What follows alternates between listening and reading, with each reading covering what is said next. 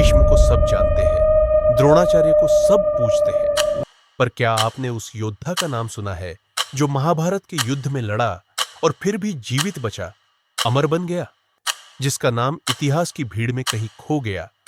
कृपाचार्य। आज सुनिए उस अमर योद्धा की अनसुनी गाथा, जो युद्ध से नहीं धर्म से बंधा था।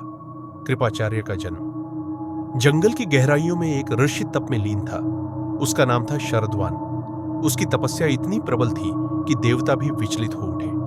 तप भंग हुआ और वहीं जंगल में धरती से जन्मे दो बालक, कृप और कृपी। राजा शांतनु के शिकारियों ने उन्हें देखा, पाला और राजसभा तक पहुंचाया। कृप एक ऐसा बालक था जिसे धनुष देखते ही लगने लगा जैसे वो उसका ही हिस्सा हो। युवा कृपाचार्य, गुरु का दर्जा। कृपाचार्य इतने प्रतिभाशाली बने कि हस्तिनापुर ने उन्हें राजगुरु नियुक्त किया। कौरवों को उन्होंने युद्ध और धर्म दोनों की शिक्षा दी।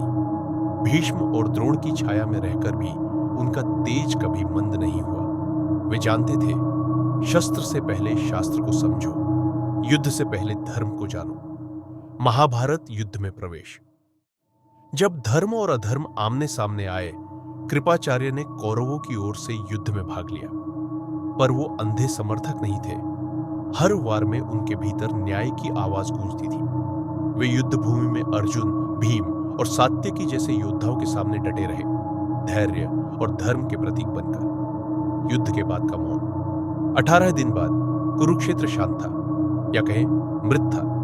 भीष्म, द्रोण, कर्ण सब चले गए, पर 3 पुरुष जीवित बचे, कृपाचार्य, अश्वत्थामा और युधिष्ठिर। कृपाचार्य को अमृतत्व प्राप्त था, पर वो अमृता एक वरदान नहीं, श्राप थी। अमृता का बोझ। समय बीत गया, कुरुवंश मिट गया। कृपाचार्य हिमालय में एक गुफा में ध्यानमग्न हो गए।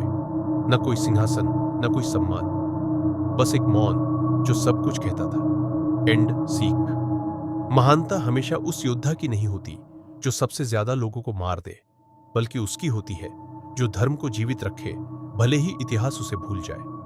वो थे कृपाचार्य, महाभारत के अमर और मौन नायक। अगर आपको ये कहानी प्रेरणादायक लगी तो इस मीनिक तुलोश की अनसुने योद्धा की गाथा को दुनिया तक पहुंचाइए।